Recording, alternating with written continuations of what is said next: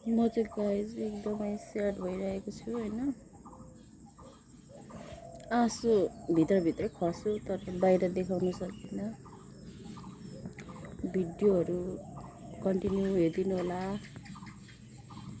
अब हामी जस्तो सानसानो युजरहरू गाह्रो छ अघि बढ्नु, तर रही पनि भिडियो एउटा मेमोरीको लागि भए पनि यो भिडियो बनाइन्छ होइन। त्यही भएर गाइज म एकदम अहिले स्याड फिलमा एकदम स्याड भएको हो क्या। यो चाहिँ तपाईँहरूलाई मैले देखाएको, किनभने मेरो यस्तो भइरहेछ भनेर यो भिडियोमा छ, हेरिदिनु होला। अनि एउटा कुरा, नयाँ हुनुहुन्छ भने सब्सक्राइबर गरिदिनु होला। अनि पुरानो साथीहरूलाई धन्यवाद, हेरिदिनु, लाइक गरिदिनु, कमेन्ट गरिदिनु, हरेक कुराहरूलाई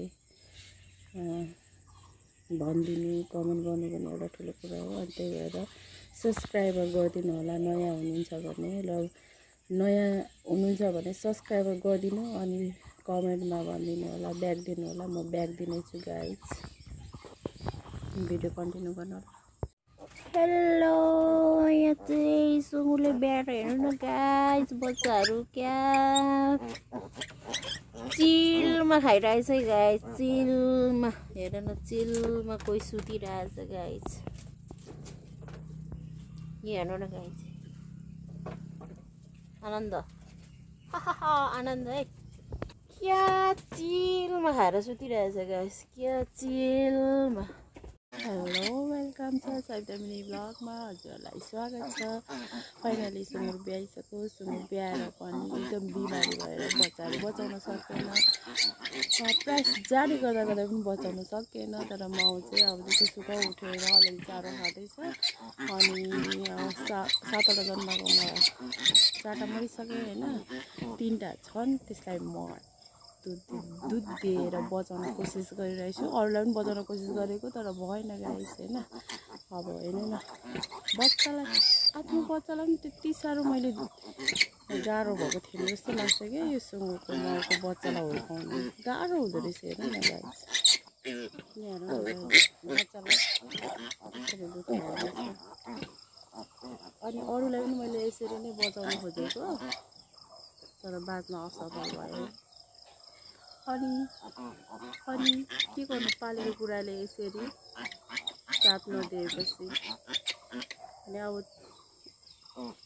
यिनीहरू चाहिँ अलिकति चङ्खो, अलिकति बलियो, अनि यस्तो दुध खान सक्ने भएर चाहिँ उनीहरू बाँचेको होइन। अनि यस्तो छ पारा होइन गाइस। अनि गाइस हेर्नु त, अगाडि मैले भिडियो हालेको छु, कतिवटा बच्चा कति आनन्द खाइरहेको थिएँ। अनि त्यस पछाडि माउले त बच्चालाई दुध अब त अलिअलि मात्रै आउँछ। ल भन्नुहोस् त गाइस, अब मैले अब सुँगुर पाल्दाखेरि मलाई नफापेको होला है। अनि नफापेको जस्तो लागेको छ। त्यही भएर अब पालिहालेँ होइन। पालेपछि बिमारी हुँदा हेर्नै पर्यो। अनि एकदम सुँगुरलाई चाहिँ अब पशु डक्टर हुन्छ नि, फोन गर्दै बोलाउँदै दबाई गर्दै होइन, थुनिलो भएको, ज्वरो आएको, एकदम सबैतिर उसलाई उयो मात्रै देखाइरहेको छ क्या। त्यही पनि अब अलिअलि खाँदैछ। एकदम नफापेको भन्नुपर्छ यो चाहिँ एकदमै होइन। अब यस्तो काम गर्नको लागि त मेहनत गर्नुपर्छ। तर मैले गर्न चाहिँ गरेको सक्दो होइन गाइस। बचाउने कोसिस पनि गरेको, तर बचाउन सकिनँ। अब यस्तै छ गाइस।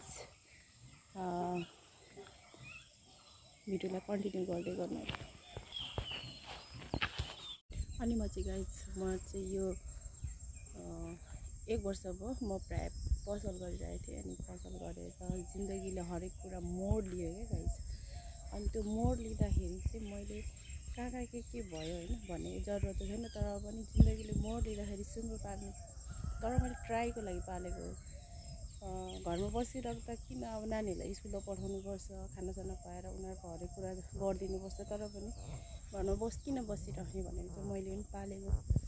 पाल्दाखेरि चाहिँ पाल्दाखेरि बा राम्रै हुन्छ कि भनेर पालेको, तर पाल्दाखेरि पनि यस्तो भयो भने चाहिँ पाल्नु मन नलाग्दो रहेछ क्या। त्यही भएर मेरो दुःखै छ कुराहरू। अनि हेर्नु न गाइस, खडेरीमा पानी नपरेर मकै रोपेको एकदम यहाँ त अस्ति मैले देखाएको थिएँ नि खडेरी थियो अहिले त हेर्नु न मकै फले पनि नफले पनि मकैले हरियो वातावरण देखाएको छ आनन्द रमाइलो भइरहेछ अनि अब सुनेको लागि म मलाई ती मासतिरको भाइरल सिरिज पनि जानु पाइनँ यसलाई पढिँदा अनि अब मौसम जो छ भने पढ्दा म भाइरल पनि गएको छैन अब गाइस नेक्स्ट भ्लगमा म भाइरल गएर देखाएर तपाईँहरूलाई भ्युज देखाउनेछु भिडियो कन्टिन्यू गर्नु होला अनि यस्तै छ मेरो दुःखेको कुराहरू नेक्स्ट भ्लगमा चाहिँ भाइरल सिरिज तर त्यति फुलेको छैन पहिला जस्तो अरे तर पनि नजिकै हो यसैलाई पर्खिँदा अलिक दिन पछाडि चाहिँ म सबै कामहरू ठ्याकठुक गरेर भाइरल सिरिज जाँदैछु कन्टिन्यू गर्नु होला बाई